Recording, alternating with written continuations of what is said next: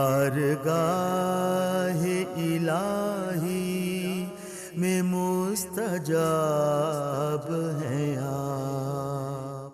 الحمدللہ رب العالمین والعاقبۃ للمتقین والصلاة والسلام علی رسولہ سیدنا و مولانا محمد وعلی آلہ واصحابہ اجمعین، اما بعد۔ محترم ناظرین کرام، درس قرآن بسلسلہ شان سیدنا عمر فاروق رضی اللہ تعالی عنہ کی ایک اور خصوصی نشست میں ہم آپ کے سامنے حاضر ہیں۔ آج کا یہ درس قرآن سیدنا عمر فاروق رضی اللہ تعالی عنہ کی شان، آپ کی عظمت کے ساتھ ساتھ اس وقت دور حاضر میں جو امت مسلمہ کے مسائل ہیں اور اس میں مسلمانوں کا جو کردار ہے، اللہ اس کے رسول کے ساتھ جو ان کا تعلق ہے، اس پر بالخصوص انشاءاللہ ہم نے گفتگو کرنی ہے۔ آج کا درس قرآن سورہ انفال کی آیت نمبر 64 پر مشتمل ہے۔ پہلے ہم اس سورۃ مبارکہ کی اس آیت مبارکہ کی تلاوت کرتے ہیں، انشاءاللہ اس کے بعد ترجمہ اور تفسیر کا سلسلہ ہوگا۔ اعوذ باللہ من الشیطان الرجیم، بسم اللہ الرحمن الرحیم۔ یا ایہا النبی حسبک اللہ ومن اتبعک من المؤمنین، صدق اللہ العظیم۔ ترجمہ: میں پناہ مانگتا ہوں اللہ کی شیطان مردود سے۔ اللہ کے نام سے شروع جو بڑا مہربان نہایت رحم فرمانے والا ہے۔ اے نبی مکرم، اللہ آپ کو کافی ہے اور اہل ایمان کو جو آپ کی پیروی کرنے والے ہیں۔ صدق اللہ العظیم۔ ویسے تو یہ آیت مبارکہ بڑی مختصر سی نظر آتی ہی ہے، جس میں اللہ سبحانہ و تعالیٰ نے اپنے پیارے حبیب صلی اللہ علیہ وسلم کو تسلی عطا فرمائی ہے۔ اس کا سیاق و سباق اگر دیکھیں تو مفسرین نے لکھا کہ غزوہ بدر کے موقع پر یہ آیت مبارکہ نازل ہوئی، ایک قول یہ بھی ہے۔ اور غزوہ بدر کی جو حالات ہیں وہ ہم سب بخوبی علماء تو سنتے بھی ہیں، سیرت کی کتابوں کے اندر ہم نے پڑھے بھی ہیں کہ اس وقت جو مسلمانوں کی جو تعداد ہے کفار کے مقابلے میں وہ 1/3 ہے، یعنی کفار کا لشکر 1000 افراد پر مشتمل ہے اور مسلمانوں کی جو تعداد ہے وہ تقریباً 313 افراد پر مشتمل ہے مسلمانوں کا لشکر۔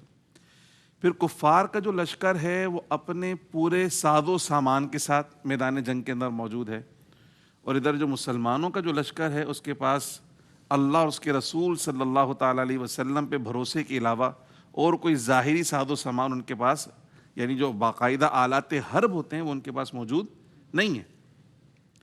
ایسی صورت میں اس وقت جو دنیا کے جو ماہرین جنگ ہیں ان میں سے کوئی بھی شخص یہ مشورہ نہیں دے گا کہ جب آپ کے پاس ساز و سامان نہ ہو، جب آپ کے پاس پوری تیاری نہ ہو جنگ کرنے کی، تو دشمن سے مقابلہ نہیں کرنا چاہیے، بلکہ سب بولیں گے بھئی اس وقت مقابلہ کرنے سے بچنا چاہیے، کوئی صلح صفائی کا راستہ نکال لیں۔ لیکن اللہ سبحانہ و تعالیٰ نے اس پہلی جنگ میں ہی مسلمانوں کو اپنے پیارے حبیب علیہ السلام کے توسط اور وسیلے سے یہ تربیت عطا فرمائی ہے کہ کفار جو ہیں وہ افراد پر اور سامان حرب پہ بھروسہ کرتے ہیں، لیکن مومن کا طریقہ اور شیوا نہ تو افراد کی تعداد پہ بھروسہ ہے نہ آلات حرب پر بھروسہ ہے۔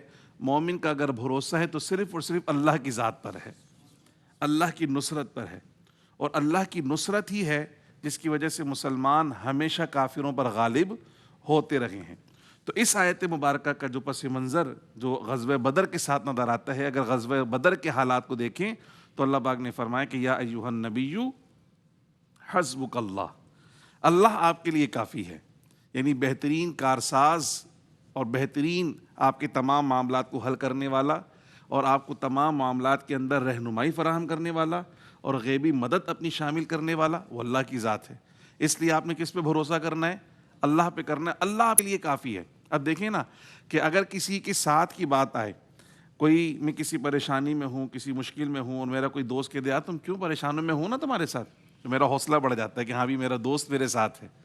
کوئی رشتہ دار میرا کہہ دے کہ بھائی کیوں پریشان ہو رہے، ہم سب تمہارے ساتھ کھڑے ہیں، تو بندے کی ہمت اور حوصلہ بڑھ جاتا ہے کہ یہ لوگ میرے ساتھ کھڑے ہیں۔ لیکن جو میرے ساتھ کھڑے ہیں ان کی پوٹینشیل کتنی ہے، ان کی صلاحیت کتنی ہے، ان کا اختیار کتنا ہے، ان کی طاقت کتنی ہے، وہ خود بھی کمزور ہیں، وہ خود بھی انسان ہیں۔ ان کے پاس اتنی طاقتیں نہیں ہیں، بڑے محدود وسائل ہیں، لیکن وہ محدود وسائل والے افراد اگر مجھے کہہ دیتے ہیں کہ پریشان نہیں ہو، ہم تمہارے ساتھ کھڑے ہیں، تو میرا حوصلہ بڑھ جاتا ہے۔ جس کو کائنات کا مالک یہ کہہ دے کہ میں آپ کے ساتھ ہوں، اس کے حوصلے کا عالم کیا ہوگا، اس کی ہمت کا عالم کیا ہوگا، کہ افراد کی آپ کو افراد کی ضرورت ہی نہیں ہے، بلکہ افراد کا جو خالق ہے، اس کائنات کا جو خالق ہے، جو تمام طاقتوں کا مالک ہے، جو احکم الحاکمین ہے، جس کے قبضے اور اختیار میں سب کچھ ہے، وہ پروردگار کہہ رہا ہے میں آپ کے ساتھ ہوں، آپ کو کسی اور کی ضرورت نہیں ہے۔ اور جب ساری طاقتیں اللہ کے پاس ہیں، سارا اختیار اللہ کے پاس ہے، اور اللہ کہتا ہے اپنے حبیب کو کہ میں آپ کے ساتھ ہوں، تو پھر رسول اللہ صلی اللہ علیہ وسلم کی جو کیفیات ہیں، جو آپ کی ہمت ہے، جو بلند حوصلہ آپ کا ہمیشہ سے رہا اسلام کے لیے، اس میں مزید اضافہ ہو جاتا ہے، اور پھر رسول اللہ کے ساتھ ساتھ اہل ایمان کو بھی تسلی عطا ہو جاتی ہے۔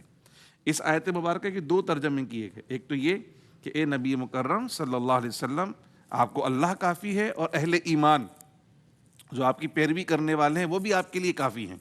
یعنی حقیقت میں اللہ کافی ہے، اور ظاہری اسباب میں اگر دیکھا جائے تو اللہ نے آپ کو ایسے جاننثار ساتھیوں سے نوازا ہے کہ وہ تعداد میں اگر تھوڑے بھی ہوں تو کافر کے سامنے سیسا پلائی ہوئی دیوار کی طرح کھڑے ہوتے ہیں۔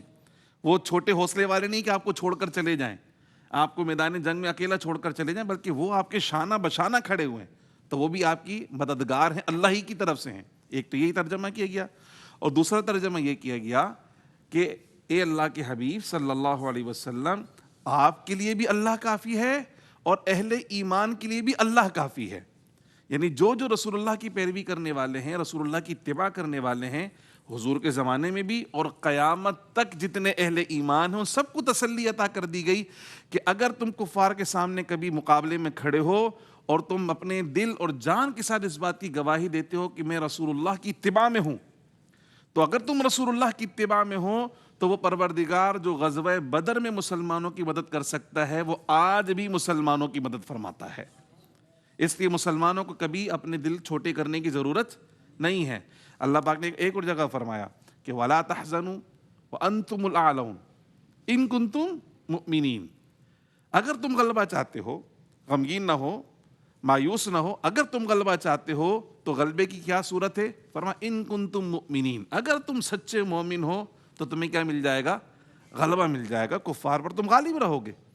تو غزوہ بدر کے ہم دیکھیں، وہاں بھی یہ صورتحال ہمیں نظر آئی کہ بڑا محدود سا لشکر تھا، لیکن اللہ سبحانہ و تعالی نے ایسی فتح عطا فرمائی کہ اس غزوہ بدر کو یوم فرقان کہا جاتا ہے۔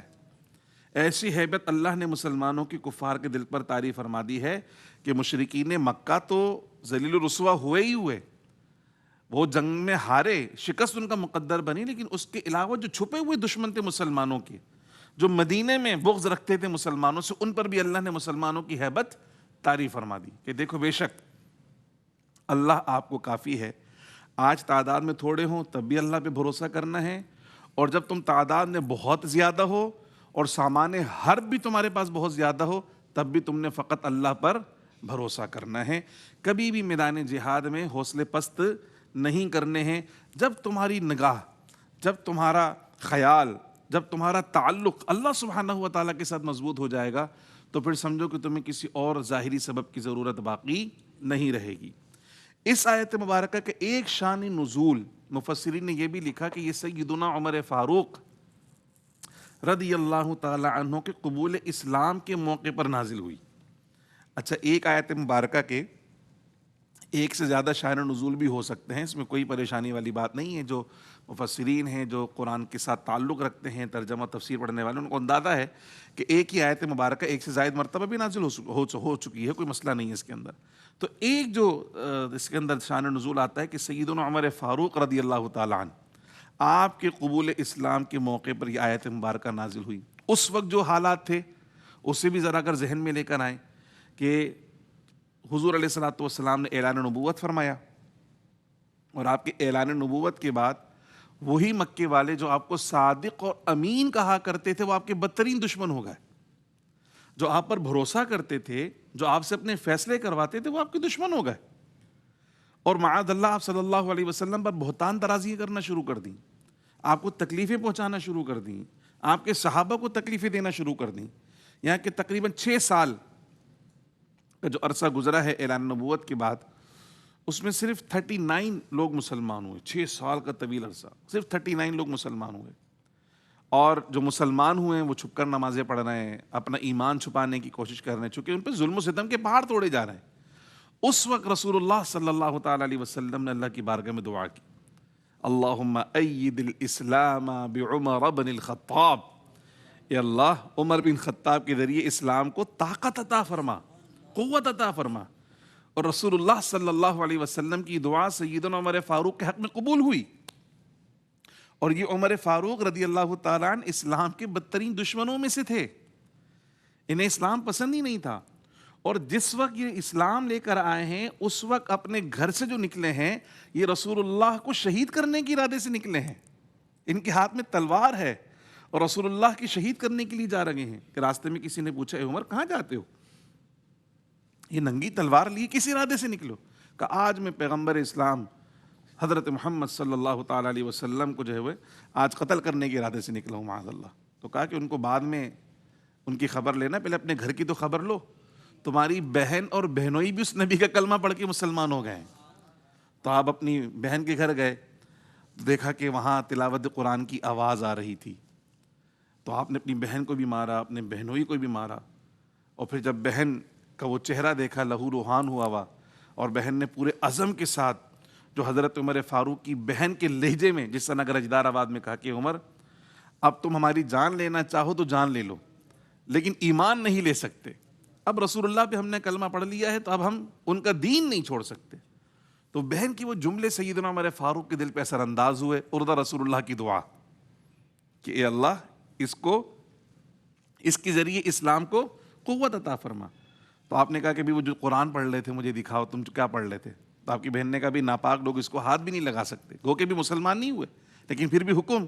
تو آپ نے غسل کیا اور اس کے بعد وہ آیات بینات جو ہیں وہ جب آپ نے پڑھنا شروع کی سورہ طٰہٰ کی تو دل پہ ایک عجیب کیفیت قرآن کی طاری ہوئی اور کہا کہ مجھے رسول اللہ کی بارگاہ میں لے چلو. اور پھر پیارے آقا صلی اللہ علیہ وسلم اس وقت دار ارقم کے اندر موجود تھے. سیدنا عمر فاروق جب وہاں پہنچے، آپ نے دروازہ کھٹکھٹایا اور پتہ چلا باہر عمر فاروق ہیں. تو جو صحابہ کرام اندر موجود تھے وہ تھوڑا خوف زدہ ہو گئے، چونکہ پتہ تھا یہ تو دشمن ہیں اسلام کے. لیکن اللہ کے شیروں میں سے شیر اسد اللہ و اسد رسول اللہ حضرت امیر حمزہ رضی اللہ تعالیٰ عنہ وہ وہاں پر موجود تھے. کہا کہ اگر یہ نیک ارادے سے آیا تو اچھی بات ہے، اگر کسی برے ارادے سے آیا اسی کی تلوار سے اس کا سر کاٹ کر اس کی چھاتی پہ رکھ دوں گا، کسی کو ڈرنے کی ضرورت نہیں ہے. لیکن عمر فاروق کے جو دل کی دنیا ہی بدلی ہوئی تھی.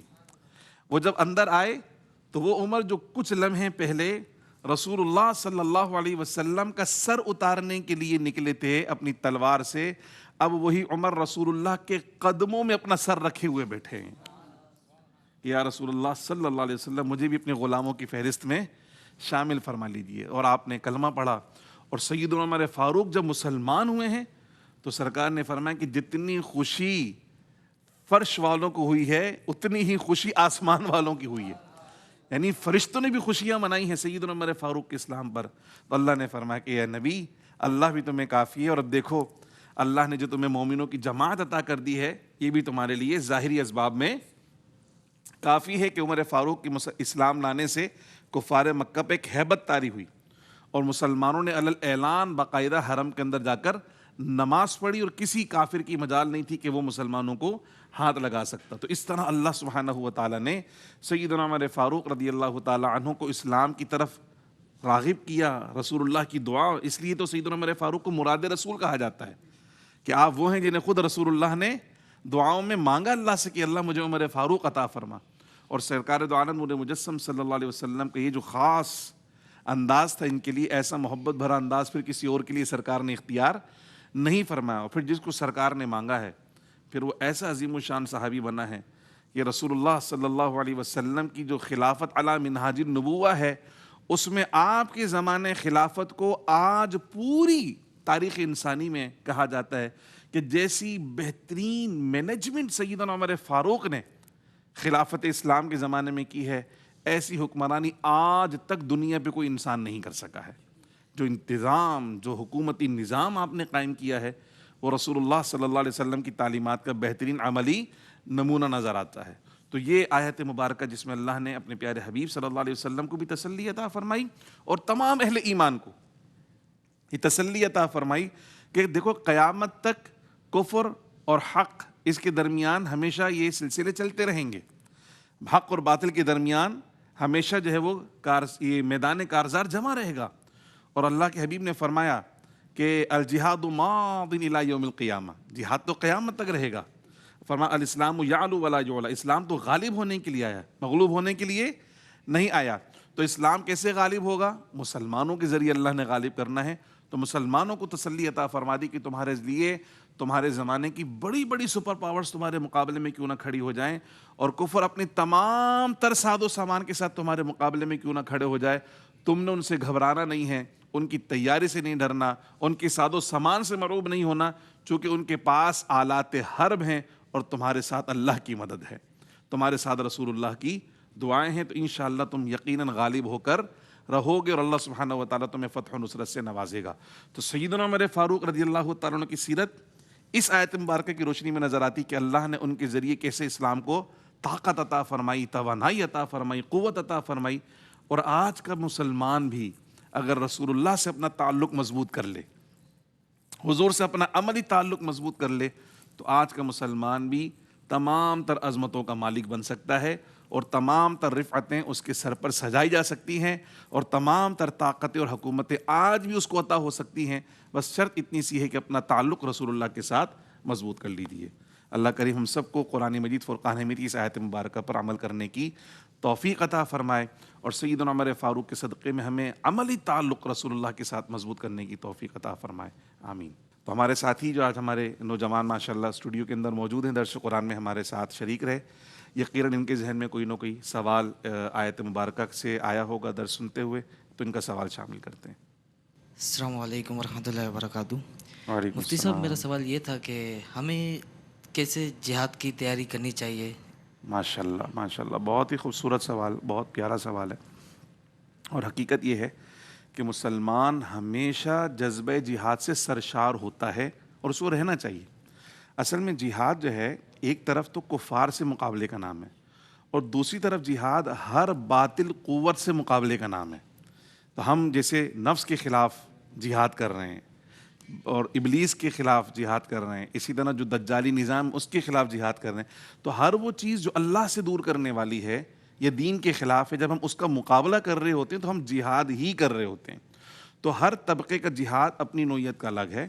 ایک جہاد وہ ہے جو مسلح جہاد ہے، اس کے لیے باقاعدہ فوج ترتیب دی جاتی ہے، ان کی ٹریننگ ہوتی ہے، ان کو باقاعدہ ڈرل کروائی جاتی ہے، پریڈ کروائی جاتی ہے، اسلحہ چلانا سکھایا جاتا ہے. ایک جہاد وہ جو علماء کا جہاد ہے، علماء علمی جہاد کرتے ہیں، نظریاتی جہاد کرتے ہیں. اور ایک جہاد وہ ہے جو عوام کی سطح کا جہاد ہے، اور وہ جہاد کیا ہے؟ وہ جہاد یہ ہے کہ اپنی عملی زندگی میں رسول اللہ صلی اللہ علیہ وسلم کی سنت کو داخل کریں. جب وہ اپنے آپ کو اللہ اس کے رسول کا حکم کا تابع بنائیں گے تو ہی جہاد کر سکتے ہیں. جہاد میں کیا ہوتا ہے؟ جہاد میں جو امیر ہوتا ہے اس کی بات ماننی ہوتی ہے ہر کیفیت میں. تو جب آپ ہر کیفیت میں اللہ اس کے رسول کی بات مانیں گے تبھی آپ اتباع کریں گے کسی امیر کی. تو یہ ہے جہاد کی تربیت کہ ہمیں اپنے آپ کو اللہ اس کے رسول کے ساتھ عملی طور پہ کیا کرنا ہے؟ ان کے حکم کا تابع کرنا ہے. یہ کر لیں گے تو انشاءاللہ آہستہ آہستہ ہم جہاد باطن اور جہاد ظاہر ہر کیفیت کے اندر جہاد کے لیے ہمیشہ تیار رہیں گے. السلام علیکم ورحمۃ اللہ وبرکاتہ. وعلیکم السلام ورحمۃ اللہ وبرکاتہ. مفتی صاحب میرا یہ سوال ہے کہ حضرت عمر فاروق رضی اللہ تعالیٰ عنہ کے دور میں جو نظام قائم تھا وہ اس دور میں کیسے قائم کیا جائے؟ سوال بہت اہمیت کا حامل ہے اور اس کا جواب بڑا مفصل بنتا ہے، لیکن چونکہ ہمارے پاس دامن وقت میں تنگی ہے، میں سمجھتا ہوں اس کے لیے سب سے اہم کام جو کرنے کا ہے نا، وہ سب سے اہم کام یہ ہے کہ سیدنا عمر فاروق کے زمانے خلافت کا صحیح طور پر مطالعہ کیا جائے. سب سے پہلے تو اس کی اسٹڈی کی جائے. اس کی اسٹڈی کرنے کے بعد اس وقت جو عصر حاضر ہے، جس زمانے میں ہم زندہ ہیں، جس سوسائٹی میں ہم زندہ ہیں، اس کے درمیان تطبیق پیدا کرنے کی کوشش کی جائے کہ گراؤنڈ ریئلٹیز کیا ہیں. اور پھر اس کے بعد تیسرے نمبر پر کیا ہے؟ ایگزیکیوشن. تو جن کو اللہ سبحانہ و تعالیٰ نے توفیق عطا فرمائی، جن کے پاس اختیار ہے، وہ آہستہ آہستہ اس کو ایگزیکیوٹ کریں. چونکہ وہ نظام عین قرآن و سنت کے مطابق تھا، انسانوں کا بنایا ہوا نہیں تھا، عین قرآن و سنت کی روشنی میں تھا. تو آج بھی اگر مسلمان چاہیں تو کوئی مشکل کام نہیں ہے، بس اللہ سے توفیق مانگیں اور نیتوں کو صاف کریں تو انشاءاللہ یہ نظام آج بھی پوری دنیا میں نافذ ہو سکتا ہے. جی ناظرین کرام، یہ تھا آج کا درس قرآن جو آپ نے بہت محبت کے ساتھ سماعت کیا۔ اللہ کریم کی بارگاہ میں ہم دعا کرتے ہیں اللہ پاک ہمارے اس درس قرآن کو اپنی بارگاہ میں قبول فرمائے، نور قرآن سے ہمارے سینوں کو منور فرمائے، اور صحابہ کرام اہل بیت اطہار سے محبتوں کا وافر حصہ اللہ پاک ہمیں عطا فرمائے، آمین۔ وما علیہ الا البلاغ المبین۔ کہ بارگاہ الہی میں مستجاب ہے